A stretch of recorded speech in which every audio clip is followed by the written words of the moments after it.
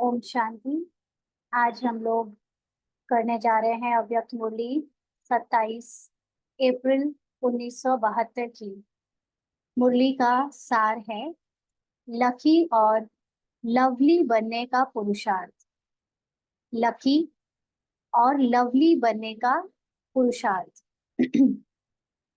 बाप दादा ने कहा, अपने को लवलीएस्ट और लकीएस्ट दोनों समझते हो? अपने को लवलीएस्ट और लकीएस्ट दोनों समझते हो? पूछ रहे हैं बाबा। लवली भी हो और लकी भी हो, यह दोनों ही अपने में समझते हो तो सदा निर्विघ्न लगन में मगन अवस्था का अनुभव करेंगे। लवली कैसे? जब मैं अपने को निराकार ज्योति बिंदु आत्मा के रूप में अपनी सत्य की स्थिति में देखती हूँ, तो आत्मा सदा सतो प्रधान है।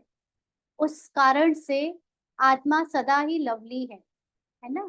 तो जिसको ये याद रहता है कि मेरा सत्य क्या है, वो अपने को सदा लवली मानेगा। और लकी, लकी में जब हम पार्ट में आते हैं तो बाबा ने हमको जैसे बताया हुआ है कि हमारे पांचों स्वरूप, जिसमें से मुख्य पार्ट के 4 स्वरूप सभी पवित्र हैं। हमारी चारों स्वरूपों में, है ना, निराकार की तो बात नहीं, लेकिन निराकार को भी अगर देखें तो हमारी शालिग्राम के रूप में और बाकी के 4 स्वरूप जो पार्ट में होते हैं, वो सभी हमारे संसार की सभी आत्माओं से ज्यादा श्रेष्ठ पार्ट है। तो ऐसे श्रेष्ठ पार्ट की जिसको सदा स्मृति रहती है, वो अपने को लकी भी सदा समझेगा, है ना। तो बाबा बता रहे हैं या कह रहे हैं कि जो अपने को सदा लवली और लकी समझता होगा, उसके सामने कोई भी विघन, उसकी लगन में मगन अवस्था का जो है कोई विघन उसमें पड़ नहीं सकता। माना हम अपने जब सोल कॉन्शियस स्टेज को प्राप्त करने के लिए या उस स्टेज को अनुभव करने के लिए इस मार्ग में याद की यात्रा में चलते हैं, तो अनेक माया के विघन आते हैं। ड्रामा में पहले से निर्मित कुछ ना कुछ कारण ऐसे बनते हैं जिससे हमारी बुद्धि उनमें लग जाए और हम डिस्ट्रैक्ट हो जाएं अपनी सोल कॉन्शियस स्टेज से और बार बार देह भान में, ड्रामा के भान में आ जाए। तो जो अपने को सदा ये समझता है कि मैं लवलीएस्ट हूँ, माना मेरी सतो प्रधान अवस्था ही सत्य है, और मैं लकीएस्ट हूँ, माना पार्ट में मैंने ही सारे श्रेष्ठ पार्ट बजाए हैं, चाहे सतयुगी देवी देवता का, चाहे पूज्य देवता का, मंदिरों में पूज्य देवता, चाहे श्रेष्ठ ब्राह्मण जो डायरेक्ट बाबा का बच्चा बना है, और चाहे फरिश्ता, है ना। ये सारे अपने लकी पार्ट जिसको याद रहते हैं, वो कभी भी किसी भी कारण से ड्रामा में फंस के अपने को इस मार्ग से अलग नहीं कर सकता, है ना। उसकी जो लगन है वो लगातार बढ़ती बढ़ते उसको, उसकी मगन अवस्था, माना जो सदा अपनी आत्मिक स्मृति में मगन रहे, उसका उसको अनुभव जरूर कराएगा। अगर सिर्फ लकी है लेकिन लवली नहीं है, तो भी सदा लगन में मगन रहेंगे, लेकिन निर्विघ्न अवस्था का अनुभव नहीं करेंगे। माना जिसको इस बात का तो नशा है कि मेरे पार्ट बहुत अच्छे अच्छे रहे, माना मैंने देवता का पार्ट भी प्ले किया, मैंने, मेरा, मुझे ब्राह्मण श्रेष्ठ पार्ट मिला है, एक ऊंचा ब्रह्मा कुमार ब्रह्मा कुमारी का पार्ट मिला है, फरिश्ता भी मैं बनूंगा, ये पार्ट का तो उसको नशा है लकी होने का। लेकिन जिसको अपनी निराकारी सत्य सतो प्रधान अवस्था का स्मृति नहीं रहती, जिसको उसका अनुभव नहीं है, जिसको, उसको सदा निर्विघ्न अवस्था अनुभव नहीं होगी। माना बार बार उसको माया गिराएगी या ड्रामा उसको बार बार उसकी सत्य अवस्था से गिराएगा, है ना। वो उसकी जो स्पीड होगी वो सदा ही उतनी तेज नहीं होगी, और कई विघ्न आकर उसको सफलता की जगह कहीं कभी सदा विजयी अनुभव नहीं करने देंगे। और सिर्फ लवली हैं, लकी नहीं, तो भी जो अवस्था सुनाई उसका अनुभव नहीं कर पाएंगे। और जिसे सिर्फ अपनी निराकारी अवस्था का स्मृति रहता है, लेकिन जो पार्ट में अपने लकी पार्ट का, पवित्र पार्ट का, श्रेष्ठ पार्ट की स्मृति नहीं रखता, तो उसको भी सिर्फ एक उस अवस्था में टिकने से, क्योंकि पार्ट में आत्मा को सदा ही रहना है ना, मोक्ष मिल नहीं सकता। और बाबा के बच्चों का मुख्य जो पार्ट है वो यही है कि उनको ड्रामा में सबसे ज्यादा प्ले करना है ना बाकी के आत्माएं जो द्वापर से आई, जो साधु सन्यासी बनी, वो तो 2500 वर्ष के लिए शांत हो जाती हैं। उनको उतने दिनों का पार्ट नहीं प्ले करना है। लेकिन हम ब्राह्मण आत्माएं जो देवता बनने वाली हैं, उनको तो सदा ही पार्ट में रहना है ना। 9 लाख आत्माओं को खास सदा ही पार्ट में रहना है। तो इसलिए अगर सिर्फ निराकारी स्थिति का याद रखें और हम अपने पार्ट का याद ना रखें, पार्ट के प्रति हमें उसका नशा ना हो, तो भी सदा वो अवस्था नहीं रह पाएगी। श्रेष्ठ अवस्था, निर्विघ्न अवस्था का अनुभव नहीं कर पाएंगे, माना उमंग उत्साह नहीं रहेगा सदा। तो इसलिए दोनों की आवश्यकता है ना। हमको निराकारी अवस्था, अपने सत्य सतो प्रधान अवस्था को स्मृति रखने की भी आवश्यकता है, तो अपने पार्ट की भी नशे की आवश्यकता है, जो हमें श्रेष्ठ पार्ट मिलने वाले हैं, हमने जो बजाए हैं। तो लवली और लकी दोनों की प्राप्ति के लिए मुख्य 3 बातें आवश्यक हैं। अब हम दोनों ही स्टेजेस को अनुभव करें, उसके लिए 3 बातें आवश्यक है। वह अगर वह 3 बातें अपने में अनुभव करेंगे तो लकी और लवली जरूर होंगे। वह 3 बातें कौन सी हैं जिससे सहज ही यह दोनों स्थिति अनुभव कर सकते हो? पूछ रहे हैं बाबा। लक को बनाया भी जा सकता है, वह बना हुआ होता है। पूछ रहे हैं ना, ऐसे कहते हैं ना कई बार कि सब कुछ किस्मत ही नहीं होती, आप अपनी तकदीर खुद भी बना सकते हो। तो पूछ रहे हैं बाबा कि क्या ऐसा है कि लक को बनाया भी जा सकता है या पहले से बना हुआ होता है? अपने को लकी बना सकते हो, वह पहले से जो लकी बने हुए हैं वही बन सकते हैं। आज बाबा बहुत एक घुमाने वाले प्रश्न कर रहा है, बताओ सब सोचकर। हाँ, कि ड्रामा में आ, हम पुरुषार्थ करके अपने को लकी बना सकते हैं, हाँ, या फिर पहले से जो ड्रामा में जिसका पार्ट है लकी होने का, वही बन सकते हैं? पूछ रहे हैं बाबा। अपनी लक बनाई जा सकती है या बनी हुई के ऊपर चलना होता है? हम्म तकदीर को चेंज कर सकते हो व नहीं? पूछ रहे हैं बाबा। अनलकी से लकी बन सकते हो? बना सकते हैं। गुड। ओके। क्योंकि किसी को पता है क्या कि हमारी तकदीर क्या है? बाबा ने जब बता दिया तो जिसने उस पर विश्वास कर लिया, उस वो बना लेगा, है ना। और जिसको निश्चय नहीं है, वो फिर यही मान के बैठ जाएगा कि शायद तकदीर में ही नहीं होगा, है ना। तो देखते हैं बाबा क्या कहता है। अपनी लक बनाई जा सकती है, वह बनी हुई के ऊपर चलना होता है। पूछ रहे हैं बाबा। तकदीर को चेंज कर सकते हो व नहीं? अनलकी से लकी बन सकते हो? लक बनाने के लिए पुरुषार्थ की मार्जिन है? क्योंकि बच्चे जब पार्ट में देखते हैं अपने को, तो कई बाबा के बच्चे जो जिनको पूरी तरह से आत्मज्ञान या अपने और बाबा का जो रिश्ता है उसकी पूरी तरह से जब खुशी नहीं होती, अपने को इतना लकी नहीं समझते, है ना, वो अपने आप को दुनिया की नजरों से जज करते हैं कि दुनिया वाले तो माया में कितने खुश हैं और हम लोग यहाँ पर इतना सब त्याग करके बैठे हैं। हाँ, बाबा है तो, लेकिन फिर भी वो लोग ज्यादा खुश दिखते हैं, या ऐसा कई ब्राह्मण्स का ऐसा है ना, क्योंकि ब्राह्मण्स को बीके जीवन में कुछ ना कुछ कारण से यहाँ आना पड़ा, है ना। मोस्टली तो ऐसे ही होते हैं कि कुछ ना कुछ कारण बनता है, आध्यात्मिकता जो में उनको खींच कर लाया जाता है। तो कई बच्चों को ऐसे लगता है कि यहाँ उनको अपने आप को इतना लकी फील नहीं होता है। हाँ, तो बाबा वही पूछ रहा है कि लक बनाने के लिए पुरुषार्थ की मार्जिन है? तो किसी ने कहा हाँ। तकदीर जगा कर आए हो, वह तकदीर जगाने के लिए आए हो, माना यहाँ भगवान के बन गए हो तो ऑटोमेटिकली तकदीर बनी बनाई है तब तो बने हो? या फिर अभी ये सोच रहे हो कि भगवान के पास आए हैं तो भगवान पार्ट में कुछ अच्छा कर दे तो हमारी तकदीर अच्छी कहलाए, है ना। जो पार्ट में डूबा होगा उसको यही लगेगा कि भगवान के बाद पास आने से हमारा पार्ट अच्छा हो जाए, ड्रामा अच्छा हो जाए, तकदीर जग जाएगी। और जो सोल कॉन्शियस स्टेज में होगा, उसको तो ये सोच सोच कर नशा चढ़ा होगा कि हमारी तकदीर कितनी ऊंची है जो हम यहाँ आ गए। खैर, बाबा के अभी प्रश्न और भी बकाया है। बाबा पूछ रहे हैं फिर आगे। तकदीर जो जगी हुई है वह साथ ले आए हो ना, फिर क्या बनाएंगे? तकदीर जो जगा कर आए हैं उस अनुसार ही बाप के बने, लेकिन बाप के बनने में ही तकदीर की बात है ना। तकदीर बनाकर भी आए हैं, और बना भी सकते हैं।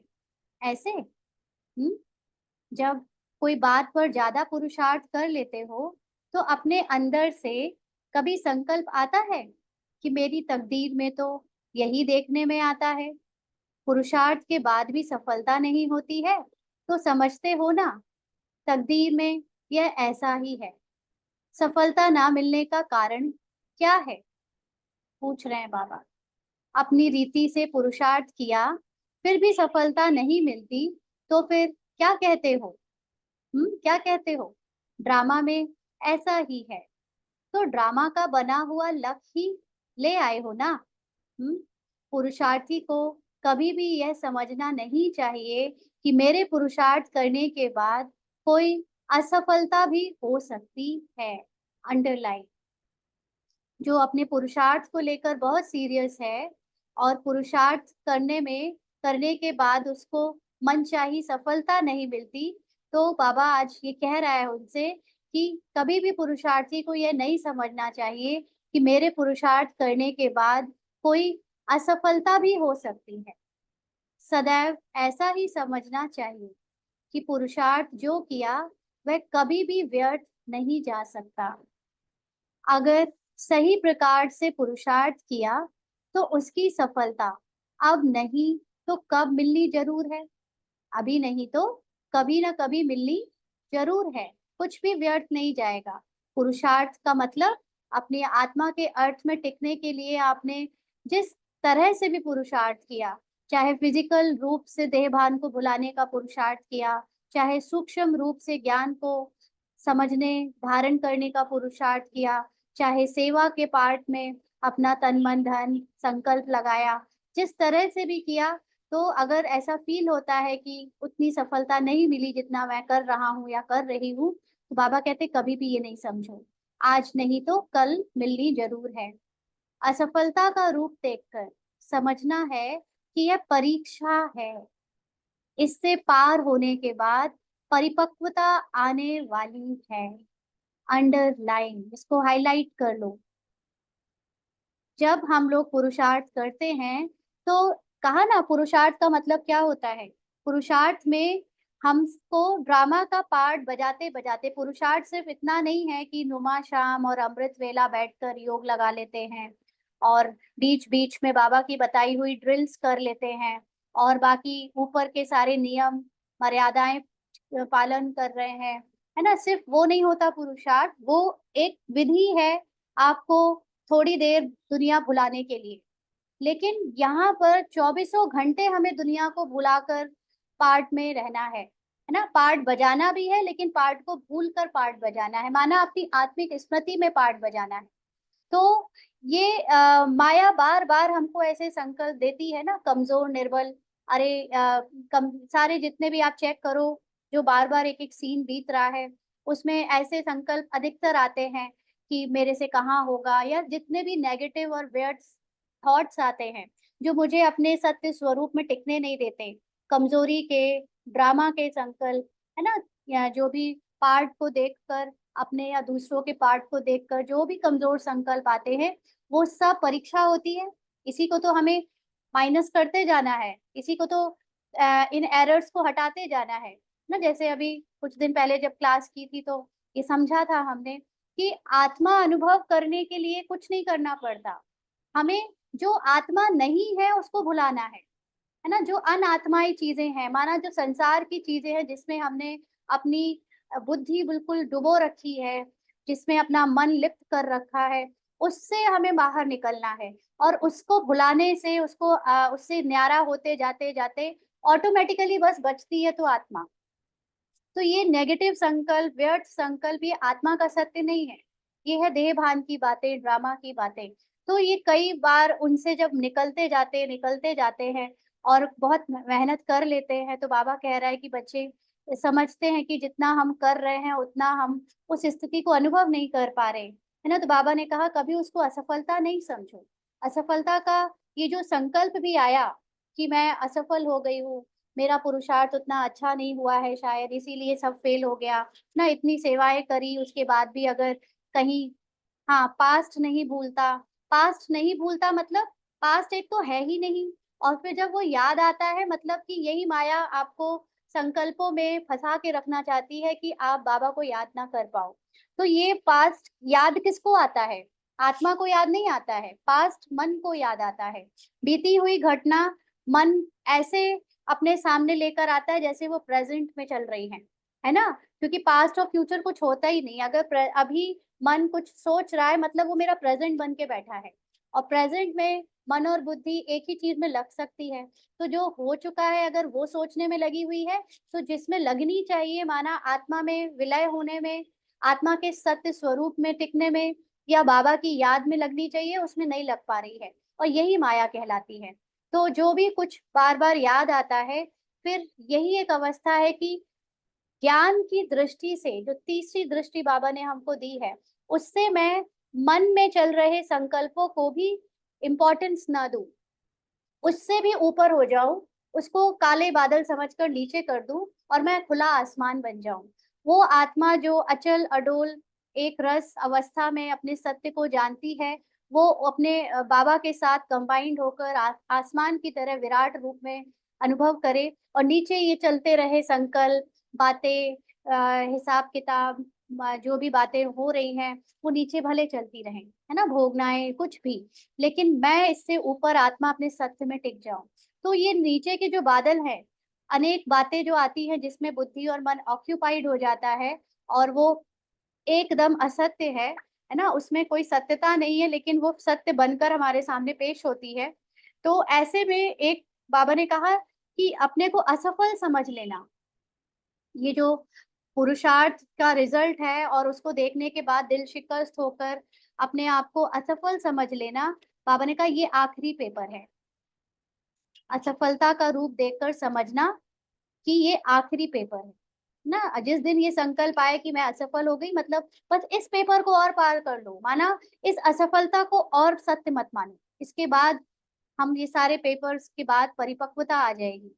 क्योंकि एक एक अनुभव से आत्मा में परिपक्वता बढ़ती जाती है ना। हम सब ने देखे होंगे, जब से हम ज्ञान में चल रहे हैं, अनेक बातें आई डराने के लिए, रोकने के लिए कि हम ज्ञान में ना चलें। पहले घर वालों ने रोका, फिर समाज ने रोका, फिर खुद ब्राह्मण परिवार में कईयों ने रोका ना, फिर सेवा में बढ़े आगे तो उसमें भी बहुत विघ्न आए। उसमें भी जब हम बढ़ रहे थे आगे, अच्छा कर रहे थे, तो भी अनेक ईर्ष्यालु लोग खड़े हो गए, उसमें भी अनेक विघ्न आए। फिर कुछ नहीं तो अपने ही संकल्प, नेगेटिव संकल्प, कमजोरी के संकल्प बीच बीच में आए कि हम सेवा ना करें, सेवा छोड़ दें, उमंग उत्साह ना रहे, अपना आलस्य आया, अपनी कमजोरी आई। फिर कुछ ऐसे स्टूडेंट्स जिज्ञासु भी सामने से आए, जिन्होंने पेपर लेने की कोशिश करी, गिराने की कोशिश करी, स्थिति को, है ना, हमारी भटकाने की कोशिश करी। ऐसे माया तब भी आई और अभी भी आती जा रही है अनेक रूपों में।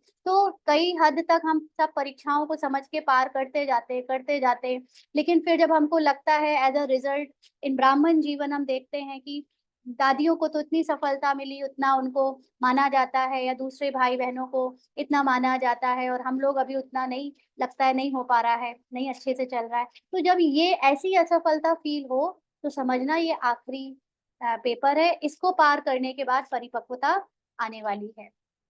तो वह असफलता नहीं है, लेकिन अपने पुरुषार्थ के फाउंडेशन को पक्का करने का एक साधन है ना। पुरुषार्थ में ये भी आ जाता है कि जब हाईएस्ट दिल शिकस्त होने की पेपर की बात आए, तो भी मैं बस उसको आखिरी पेपर समझकर पार कर लूं, अपने फिर से सत्य में टिकने का एक बार और हिम्मत कर लूं। तो इससे हमारी जो फाउंडेशन है पुरुषार्थ की, और पक्की होती चली जाती है। क्योंकि अभी तो ये सारे हम लोग एक तरह से ट्रायल टेस्ट दे रहे हैं, है ना। जब फाइनल पेपर्स शुरू होंगे परिस्थितियों के, जो समाज पूरे संसार में जब शुरू होंगे, उस वक्त हमारे अभी के पहले के अनुभव काम आएंगे, है ना। दुनिया वालों को तब नए नए पेपर आएंगे, वो तो पार नहीं कर पाएंगे, लेकिन हमारी अवस्था उनसे श्रेष्ठ होगी, तब तो हम प्रत्यक्ष होंगे। तो बाबा कहते कभी भी कोई चीज को मजबूत करना होता है, तो पहले उसके फाउंडेशन को ठोका जाता है, ठोक ठोक कर पक्का किया जाता है। वह ठोकना ही परिपक्वता का साधन है ना। बाबा के घर में ऑलमोस्ट सभी सेवाधारी भाई बहनों के सामने ये पेपर आए होंगे जरूर, जब उनके भी जीवन में उनको बार बार ठोका गया होगा, है ना, परिस्थितियों के द्वारा, ब्राह्मण परिवार के द्वारा, कि वो अच्छे से यहाँ पर टिक सके, परिपक्व बन जाएं। और तभी उसके बाद एक अवस्था ऐसी आती है कि फिर वो बहनें भाई हिलते नहीं है, है ना, फिर उन्होंने इतना अनुभव ले लिया है। तो जो नए आए हैं उनके लिए बाबा का ये उत्तर है ना, जो पिछले 8-10 साल के भाई बहन हैं, जो पुरुषार्थ करते करते सेवाओं में भी आगे बढ़े, लेकिन बार बार जो पेपर आते हैं या ऐसे कमजोरी के ड्रामा में संकल्प आते हैं या सीन आते हैं, तो उसमें भी अपने को कमजोर या असफल नहीं समझना है, बल्कि अपने को ये समझना है कि ये लास्ट पेपर है परिपक्वता का, ये ठोक ठोक कर हम इतने मजबूत बन जाएंगे।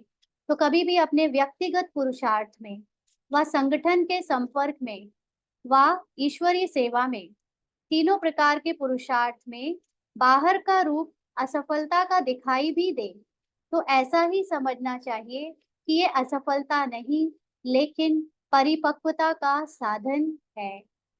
अंडरलाइन ना, संगठन में भी कई बार बहुत मेहनत करते हैं, लेकिन एक समय ऐसा आता है कि कभी कभी सब तितर बितर हो जाता है ना, और ईश्वरीय सेवा में हम अपना तन मन सब कुछ लगा देते हैं, और उसमें भी कई बार ऐसे दिखने में आता है कि नहीं, हमको वो चीज अपनी दिख पा रही है जिस जो हमने जिस लगन से किया था, है ना। तो ये समझना चाहिए कि ये परिपक्वता का साधन है। जैसे सुनाया था कि तूफान को तूफान न समझकर एक तोहफा समझना चाहिए। नैया में झोंके आते हैं, लेकिन वह आगे बढ़ाने का एक साधन है। इसी प्रकार असफलता में सफलता समाई हुई है, यह समझकर आगे बढ़ना चाहिए। असफलता शब्द ही बुद्धि में नहीं आना चाहिए, अगर पुरुषार्थ सही है तो। अंडरलाइन, अगर अपने ऊपर इतना कॉन्फिडेंस है कि मैंने बिल्कुल सच्चाई से सही ज्ञान को समझकर पुरुषार्थ किया है, तो कभी भी दिल शिकस्त होकर ये नहीं समझना चाहिए कि मैं फेल हो गया, असफल हो गया, है ना। इतना जो बार बार आ जाता है, क्योंकि हम कभी कभी बहुत ऑनेस्टली सब कुछ करते हैं, सब कुछ प्यार से भगवान के प्यार में मगन होकर करते हैं, लेकिन परिस्थिति ऐसी बनती है जैसे आपके हाथों से सब फिसल गया, कुछ संभल नहीं पाया, है ना। तो ऐसे में बाबा कहते हैं असफलता शब्द भी बुद्धि में याद नहीं आना चाहिए, अगर पुरुषार्थ सही है तो। अच्छा, सुना रहे थे कि लकी और लवली बनने के लिए 3 बातें आवश्यक हैं, वह कौन सी? पहले सोचो, लक कैसे बन सकता है? हम्म, भाग्य कैसे बनता है, लक कैसे बन सकता है? फिर बाबा पूछ रहे हैं, अपने को ही देख लो कि हम लकी और लवली हैं। चेक करो अपने को। लकी का मतलब सदा अपने को सत्य, सतो प्रधान, निराकार स्थिति में अनुभव करते हैं ना, वो लवली होता है। और लकी मतलब, एक सेकंड प्रियंका है ना, और लकी मतलब पार्ट में आपने श्रेष्ठ पार्ट बजाया है, इसका नशा सदा रहता है। पहले अपनी चेकिंग कर लो। अच्छा, आप पूछ रहे हो कंफ्यूज होना भी इसमें आएगा, बिल्कुल। ये जो कंफ्यूजन होता है, कंफ्यूज होते ही हम इसलिए हैं क्योंकि अभी हम अपने क्योंकि हम डिसाइड करने की कोशिश कर रहे हैं। हम नहीं, मतलब पार्ट डिसाइड करने की कोशिश कर रहा है। आत्मा अपने सत्य में टिकने की बजाय, बाबा की स्मृति में टिकने की बजाय, कर्ता बनके या सोचता बनके सोचने की कोशिश कर रही है, इसलिए कंफ्यूज्ड है ना। क्या चल रहा है, कैसे हो रहा है, क्या दिख रहा है, सब कुछ, मतलब किसी का कुछ समझ नहीं आ रहा। ये सारी जो बातें हैं ये बिल्कुल माया है, ये बिल्कुल वही चीज है जो बाबा कह रहा है कि जिसको पार करने के बाद आप परिपक्व बनते जाओगे, है ना। तो इसमें ये भी आता है। तो बाबा कह रहे हैं कि पहले सोचो, आप लकी और लवली हो, अपने समझते हो अपने को, अपने लक को क्यों नहीं जगा सकते हो? हम्म, उसका मूल कारण नॉलेजफुल नहीं हो। लक को नहीं जगा सकते हो माना, लक तो बाबा ने दे दिया, बाबा तो बता रहा है कि तुम्हारा सतयुग से लेकर कलयुग के अंत तक, यहाँ तक कि संगम में भी तुम्हारा इतना हाईएस्ट पार्ट है, तुम ब्राह्मण पार्ट और सारे पार्ट बजाकर जो आए हो इतना हाईएस्ट, लेकिन मुझे क्यों नहीं इतना उसकी खुशी फील होती है, मुझे उसका नशा क्यों नहीं फील होता है ना। तो ये इसलिए क्योंकि हम नॉलेजफुल नहीं है माना। ये जो बाबा ने हमें अनेक पेपरों की माया की, ड्रामा की कंप्लीट नॉलेज दी है, अपने सत्य स्वरूप की ये हम पूरी तरह से नहीं जानते। तो बाबा ने कहा नॉलेजफुल में सभी प्रकार की नॉलेज आ जाती है। जितना जो नॉलेजफुल होगा उतना लकी जरूर होगा। यानी जो जिसने बाबा के ज्ञान को यथार्थ रूप से उसकी गहराई तक उतर कर समझा है, जैसे बाबा जानता है अपने ज्ञान को, उसी दृष्टि से, उसी गहराई से अगर हम भी ज्ञान को जानते हैं तो हम अपने को उतना ही लकी फील करेंगे। क्योंकि नॉलेज की लाइट और माइट से आदि मध्य अंत को जानकर जो भी पुरुषार्थ करेगा उसमें उनको सफलता अवश्य प्राप्त होगी। तो नॉलेज की लाइट और माइट का मतलब ड्रामा की यथार्थ नॉलेज, और ड्रामा के पट्टे पर अपने को स्थित करने से जो माइट मिलती है, जो पावर मिलती है ना, कि हर चीज जो हो रही है अभी क्या होता है, ये जो आपने पूछा कंफ्यूज्ड होना, दिल शिकस्त होना, असफलता महसूस करना, ये सब कुछ ड्रामा की यथार्थ नॉलेज याद ना रहने के कारण महसूस होती है। जैसे कल किसी ने, एक दो दिन पहले किसी ने एक वीडियो फॉरवर्ड किया था ना सूरज भाई जी का, जिसमें वो कह रहे थे कि जो जिस सेंटर में सेवा करने वाले की योगी योगी स्थिति बहुत अच्छी होगी, वहाँ का वाइब्रेशन बहुत हाई होगा, वहाँ ऑटोमेटिकली बहुत सेवा होगी। और जहाँ पर ढीला योगी होगा वहाँ पर सेवाएं कम भी होंगी और वाइब्रेशंस भी उतने अच्छे नहीं होंगे, जिज्ञासु भी उतने शक्तिशाली नहीं बनेंगे, है ना। तो जैसे ये एक हो गई, हम फिर इसके बेस पर हम बहनों को या जो निमित्त हैं उनको जज करने लगते हैं कि ये शक्तिशाली नहीं है इसलिए इनका सेंटर ऐसे चलता है। और इससे भी एक ऊंची नॉलेज है ड्रामा।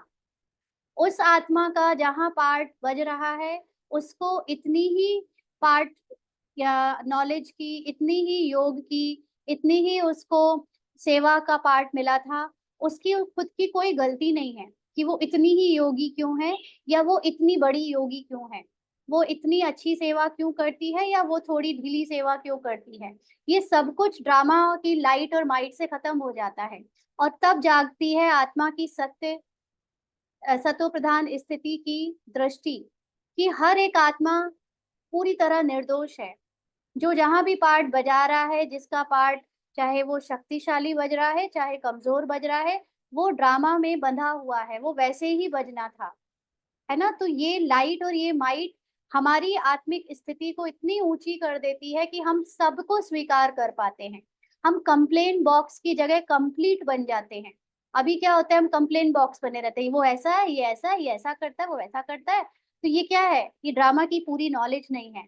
ड्रामा की पूरी नॉलेज होने के बाद फिर कुछ बोलने को रह ही नहीं जाता, हम किसी के लिए क्या बोले, क्योंकि सब कुछ, हर कोई, हर जगह जहाँ जो हो रहा है वो एकदम सही हो रहा है, ड्रामा में ऐसे ही होना था, है ना। तो किसको क्या बोलना है, फिर तो आप कंप्लीट हो गए, बोलने को कुछ नहीं रह गया, कंप्लेंट समाप्त। तो इसलिए बाबा कहता है कि नॉलेज की लाइट और माइट में आदि मध्य अंत को जानकर जो भी पुरुषार्थ करेगा, ड्रामा को जानकर जो पुरुषार्थ करेगा, उसमें उनको सफलता अवश्य प्राप्त होगी। सफलता का मतलब होता है अपनी सोल कॉन्शियस स्टेज का अनुभव। तो जो ड्रामा की पट्टे पर फिक्स होगा उसको सबके पार्ट देखते हुए भी बार बार उसकी सोल कॉन्शियस सतो प्रधान स्थिति ही दिखेगी और वो अपनी सोल कॉन्शियस सतो प्रधान स्थिति में आसानी से टिक पाएगा। फिर उसको ये जो बार बार गिराने वाले संकल्प आते हैं, है ना, असफलता के या कोई भी ड्रामा के, वो उसके सामने विघन बन नहीं पाएंगे। ऐसा नहीं आएंगे नहीं, आएंगे, लास्ट तक आएंगे, लेकिन विघन नहीं बन पाएंगे। आप उससे ऊपर होकर अपनी स्टेज में टिक जाओगे। तो सफलता प्राप्त होना यह एक लक की निशानी है। जिसको भी ये नॉलेज मिल गई है, जिसको समझ आने लगी है ये नॉलेज, उसके लिए ये बहुत बड़े लक की निशानी है। यह तो वह नॉलेजफुल होगा, अर्थात फुल नॉलेज हो। फुल में अगर कोई भी कमी है तो लकीएस्ट में भी नंबरवार है ना। बाबा की जो नॉलेज है वो सिर्फ मुरली के शब्दों तक सीमित नहीं है, चाहे वो साकार मुरली चाहे वो अव्यक्त मुरली, शब्दों के गहराई में भी अति गहराई तक जा सकता है पुरुषार्थी। एक थोड़ी गहराई, एक और गहराई, एक और गहराई। तो वो जो अति गहराई तक जाना और ऊपर ऊपर से पढ़ना, इसमें लकीएस्ट के नंबर वार बन जाते हैं, है ना। तो नॉलेजफुल है तो लकीएस्ट भी नंबर 1 होगा। जिसके पास फुल नॉलेज है ड्रामा का, आत्मा का, परमात्मा का कंप्लीट ज्ञान है, अपने सत्य का कंप्लीट ज्ञान है, वो लकीएस्ट भी नंबर 1 होगा। यानी उसको नशा होगा अपने हर पार्ट का।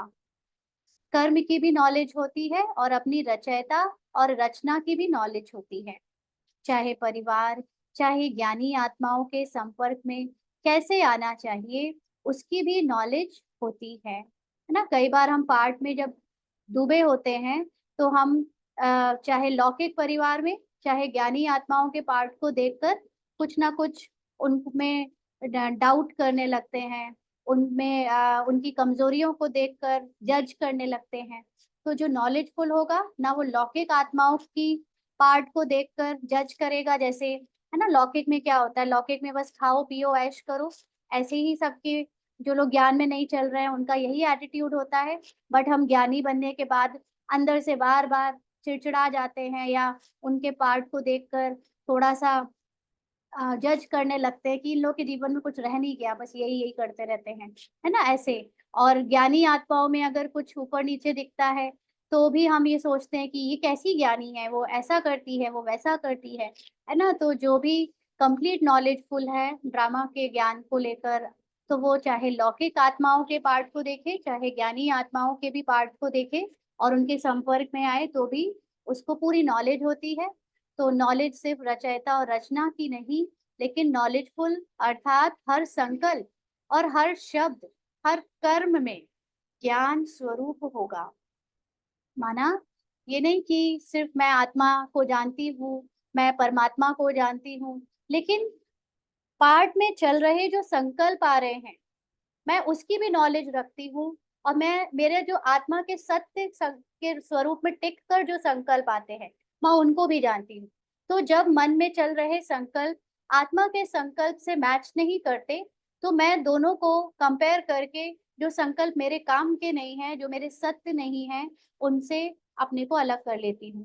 तो वो ज्ञान स्वरूप होगा अपने हर कर्म। ये कर्म जो मेरे द्वारा पाठ में बजा, ये यथार्थ नहीं था, इस पार्ट में इसको ऐसे नहीं करना चाहिए था। जैसे मान लीजिए कि हम माता हैं, है ना, और बच्चे को जो लौकिक में है उसके प्रति अगर मुझे कभी क्रोध आकर मैंने उसको अगर मार दिया, तो ये कर्म का ज्ञान आत्मा को है कि ये यथार्थ नहीं किया इसने, लेकिन पाठ अनुसार वो बज गया।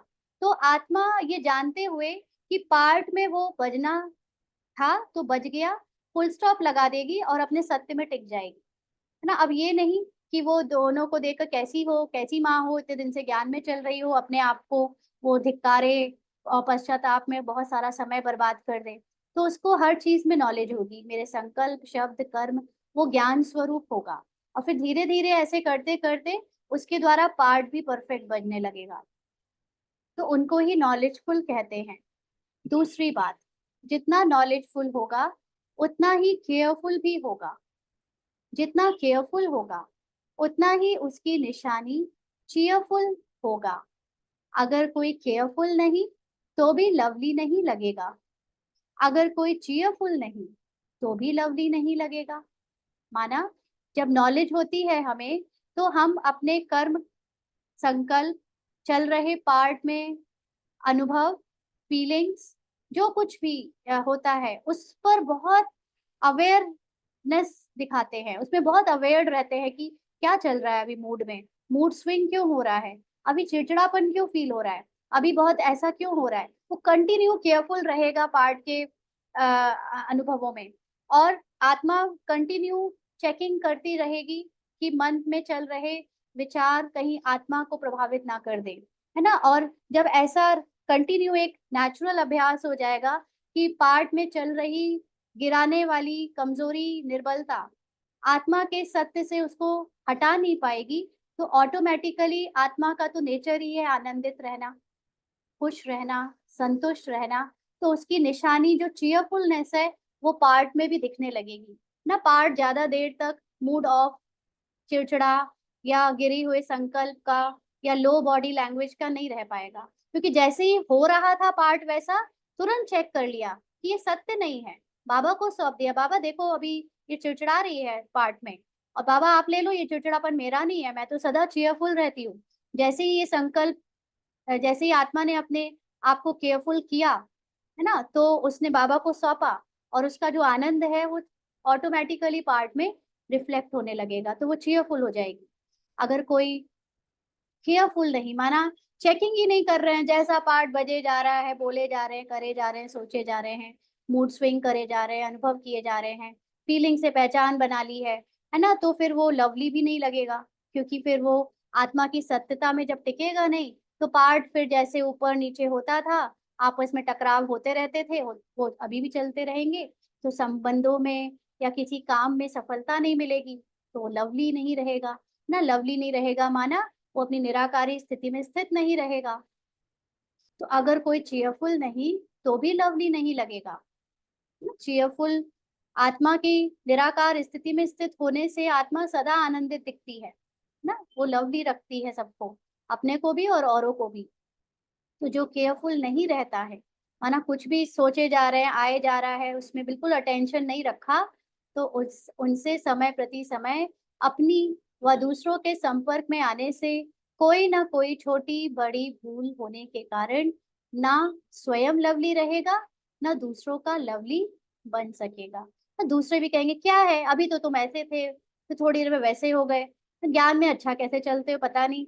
और हम भी नहीं समझ पाए कि हम ये हमारा मूड क्यों ऑफ हो गया, और मूड ऑफ हो गया तो हो गया, लेकिन अभी भी आत्मा ने अपने सत्य में टिकने का अभ्यास नहीं किया, और उस मूड ऑफ के स्वरूप बनकर बैठ गए, पकड़ कर बैठ गए कि आज मेरा मूड ऑफ है, मुझे छोड़ दो, आज ज्ञान ज्ञान से मैं अलग हूँ, है ना। कभी कभी हमें लगता है अभी थोड़ा सा, थोड़ी देर के लिए हम बीके जीवन को ऑफ कर देते हैं, अभी हम वो पुराने मूड उसमें चले जाते हैं, तो वो भी केयरफुल नहीं है ना। तो फिर उनसे संपर्क में जो भी आएगा, जो अभी तक हमसे इतना खुश चल रहा था, संतुष्ट चल रहा था, वो अचानक से हम जब अवेयर नहीं रहे अपनी फीलिंग्स के, अपने मूड के, संकल्पों के, बोल के, तो वो भी बिगड़ जाता है, तो दूसरों को भी लवली वो नहीं बना सकेंगे।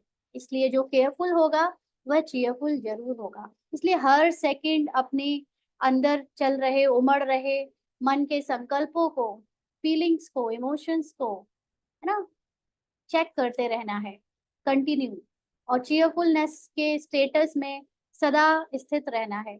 कभी कभी चीयरफुलनेस नहीं फील होती मन को, है ना, अधिकतर मन को तो फील नहीं होगी, लेकिन आत्मा की चीयरफुलनेस जो है वो तो सदा है ना, अविनाशी है, आनंद उसका अविनाशी है। तो ये ज्ञान ही आपके लिए काफी है।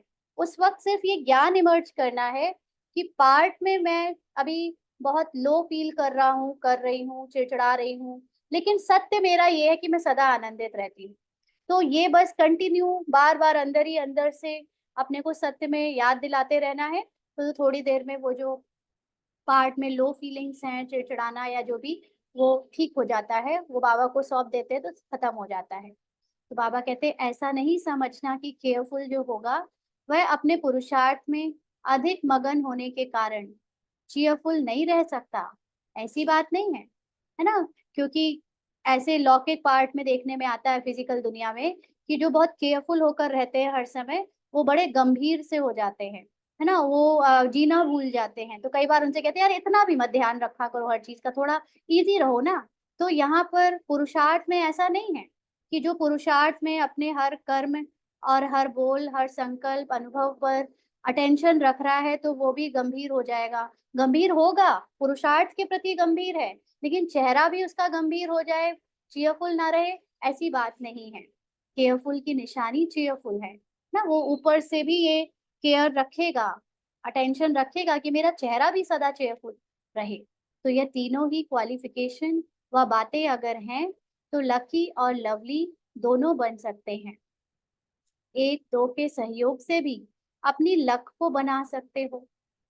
यहाँ पर जब ब्राह्मण सोते हैं ना, तो ब्राह्मण एक दूसरे को ज्ञान का दान नहीं देते, ब्राह्मण एक दूसरे को सहयोग देते हैं, है ना, कि जब किसी की अवस्था उसके अवेयरनेस में कमजोरी के कारण ऊपर नीचे होती है, तो हम उनको याद दिला सके उनकी सत्य स्थिति, और उनको हेल्प कर सके, ताकि वो भी अपने स्थिति में वापस टिक सके, और वो भी अपना लक्ष्य जो है अनुभव कर सके।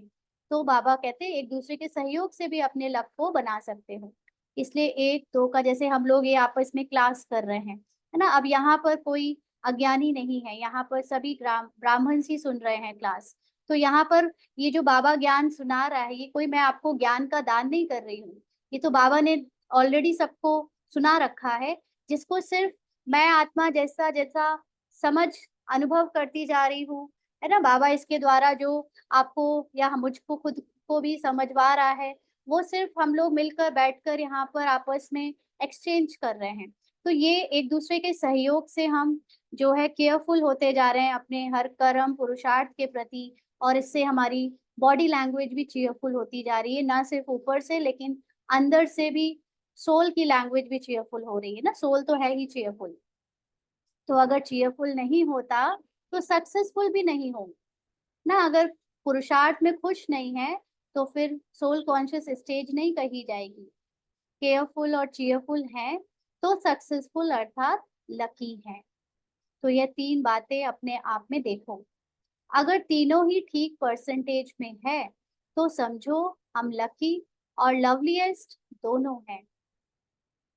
अगर परसेंटेज में कमी है तो फिर यह स्टेज नहीं हो सकती। अगर हमें अपने को ये केयरफुल, हम अटेंशन नहीं रखते, है ना, अगर हम चीयरफुल नहीं रह पाते हर वक्त और सक्सेसफुल नहीं है सभी संबंधों में सभी कर्मों में, तो फिर बाबा कहते हैं यह स्टेज अभी नहीं हो सकती कि आप लकी यानी निराकारी स्थिति में सदा टिक सको, और लवलीएस्ट माना अपने पूरे ड्रामा के जो अलग अलग पार्ट बजाए हैं उसमें अपने को अपने अपना नशा यानी श्रेष्ठ पार्ट का नशा अनुभव कर सको, क्योंकि हमारे सारे पार्ट बहुत श्रेष्ठ और महान है ना, पूरे पांच स्वरूप। तो बाबा कहते हैं अब समझा निशानी क्या है, मुख से ज्ञान सुनाना इतना प्रभाव नहीं डाल सकता। पिछले कुछ दिनों से हम कंटिन्यूअसली साकार मुरली और अव्यक्त मुरली में ये बार बार सुन रहे हैं बाबा से कि मुख से ज्ञान सुनाना इतना प्रभाव नहीं डाल सकता है। सदैव चीयरफुल चेहरा रहे, दुख की लहर संकल्प में भी ना आए, उसको कहा जाता है चीयरफुल। अब दुख की लहर संकल्प में ना आए, यहाँ पे क्या मतलब, बाबा के बच्चे कहेंगे बाबा ये तो आती है संकल्पों में तो आ जाता है, फिर तो यहाँ पर समझना है कि दुख की लहर अगर संकल्प में जैसे ही टच हो तुरंत आत्मा जाग जाए, रॉन्ग, गलत गलत गलत, वो तुम्हारा स्वभाव नहीं है, तुम तो सदा सुखी रहती हो, है ना। तो जैसे ही कोई हम लोग करते हैं ना, जैसे रोबोट को कोई किसी चीज को कोई हमने डेमोन्स्ट्रेशन के लिए कुछ वो दिया तो वो तुरंत कहता है ये है और ये नहीं है, ये गलत है, ये नहीं, आप गलत रास्ते में जा रहे हो, लौट आओ, है ना। तो ऐसे ही जैसे ही संकल्पों में दुख छुए तुरंत आत्मा जाग जाए कि गलत संकल्प, गलत संकल्प, मन मन गलत ले रहा है, और उसको तुरंत आत्मा के सत्य आनंद में टिका दो संकल्पों के द्वारा, मतलब आत्मा नया संकल्प क्रिएट करे और कहे उस पुराने संकल्प से इस नए संकल्प को रिप्लेस कर दे, तो सदा चीयरफुल चेहरा रहे।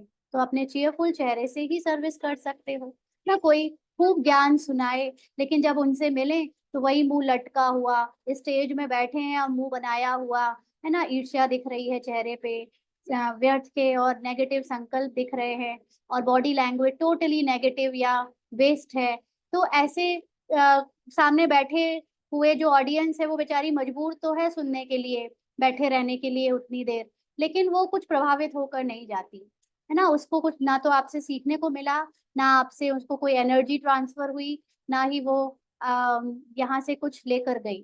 तो इसलिए जो भले कुछ ज्ञान मत सुनाओ, अगर लेकिन स्टेज में बैठे या कहीं भी बैठे आपके चेहरे से वो चीयरफुलनेस दिखे तो अनेक आत्माएं उसी से प्रभावित होकर अपना सब कुछ भूल जाती हैं ना। तो बाबा कहते हैं जैसे चुंबक की तरफ ऑटोमेटिकली आकर्षित होकर लोहा जाएगा, इसी प्रकार सदा चीयरफुल स्वयं ही चुंबक का स्वरूप बन जाता है। उनको देखते ही सभी समीप आएंगे ना। सेवाओं में भी देखा जाता है जो खुश रहते हैं, मुस्कुराते रहते हैं, सबको बहुत हल्के से मदद देते रहते हैं, उनके साथ अनेक साथी उनका सहयोग देते हैं, और जो भारी रहते हैं पूरे टाइम चेकिंग या कुछ ना कुछ व्यर्थ संकल्पों में डूबे रहते हैं और बॉडी लैंग्वेज भी भारी होती है, उनसे सब बचना चाहते हैं ना, उनको कोई याद नहीं रखता। तो इसलिए अपने को चीयरफुल रखना है। समझेंगे आज की दुनिया में जबकि चारों ओर दुख और अशांति के बादल छाए हुए हैं, ऐसे वायुमंडल में यह सदा चीयरफुल रहते हैं। यह क्यों और कैसे रहते हैं, वह देखने की फिर उनको उत्कंठा होगी ना। उनको लगेगा कि आखिर ये कैसे सदा चमकते रहते हैं, खुश रहते हैं। उनको देखने की जिज्ञासा होगी, क्या करते हैं ऐसा। तो जैसे जब बहुत तूफान लगते हैं व वर्षा पड़ती है, तो उस समय लोग जहाँ बारिश तूफान से बचाव देखते हैं, वहाँ ना चाहते भी भागते हैं। स्थान कोई बुलाता नहीं है, लेकिन वायुमंडल प्रमाण वह सेफ्टी का साधन है, तो लोग ज़रूर वहाँ भागेंगे, है ना? ऐसे होता है, कोई सामान, कोई कुटिया ही क्यों ना हो, गंद ही क्यों ना पड़ा हो वहाँ पर, लेकिन अगर वहाँ पे बारिश से या तूफ़ान से बचा जा सकता है, तो लोग वहाँ की तरफ भागते हैं। तो बाबा कहते हैं, अपने आप को बचाने के लिए उस स्थान का सहारा लेते हैं, खिंच कर जाते हैं ना। तो ऐसे ही समझो कि वर्तमान समय चारों ओर माया का तूफ़ान और दुःख के बादल गरज रहे हैं। ऐसे समय में सेफ्टी के साधन को देख आपकी तरफ आकर्षित होंगे। वह आकर्षित करने वाला बाहर का रूप कौन सा है? कौन सा है? चीयरफुल चेहरा। तो लवली और लकी दोनों होना चाहिए। कौन रहेगा सदा चीयरफुल? जो लवली रहेगा, माना जिसको अपने श्रेष्ठ पार्ट का, जिसको सदा अपनी आत्मिक स्मृति का नशा है, सदा श्रेष्ठ स्वमान युक्त स्थिति है जिसकी, और जो लकी यानी हमने जो पार्ट बजाए हैं, उसका जिसको नशा है, श्रेष्ठ महान पार्ट बजाने का पूरे कल्प में उसका नशा है, तो उसको ऑटोमेटिकली उसका चेहरा चीयरफुल रहेगा। कहाँ-कहाँ नॉलेजफुल हैं, केयरफुल भी हैं, लेकिन चीयरफुल नहीं। ना कुछ आत्माओं के पार्ट को देखते हैं कि वो ज्ञान सुनाने में बहुत अच्छे हैं, अपने ऊपर अंदर से अटेंशन भी रखते हैं, लेकिन चेहरे पर उसकी स्माइल, आनंद नहीं दिखता। केयर करते हैं, केयर करते-करते चेयर छोड़ देते हैं, तो चीयरफुल नहीं बन सकते। माना आत्मा के जो सत्य स्वरूप में टिकने पर जो उसकी सदा आनंद की, खुशी की स्मृति होती है, उस चेयर से उतर जाते हैं और इसीलिए चेहरे पर चीयरफुलनेस नहीं दिखती। तो दोनों ही अपने में धारण करना चाहिए। तो आज इतना ही रखते हैं, है ना? ये आधी मुरली हुई है लगभग, आधी से थोड़ी ज़्यादा, और कल हम इसको आगे करेंगे। आज किसी को एब्ज़ॉर्ब करें, सभी धारण करें और कल फिर हम इसको कंटिन्यू करेंगे। किसी को